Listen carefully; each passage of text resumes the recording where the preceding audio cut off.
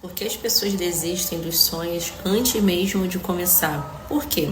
Quando a gente tem um sonho, um desejo, a gente já projeta nossa mente para ele totalmente realizado, de como ele será quando for concretizado, o seu destino final, vamos dizer assim.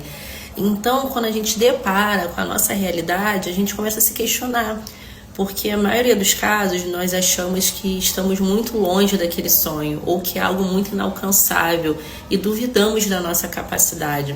Mas aí que eu quero trazer aqui também, não desista do seu sonho, porque todas as pessoas que são referências em qualquer área que seja, ou que chegaram aonde desejaram, elas apenas começaram. E começaram pelo começo, às vezes se utilizando de ferramentas mais simples, e com o tempo foi melhorando. Então, para que o seu sonho chegue no local desejado, precisa de constância e que você acredite no seu potencial.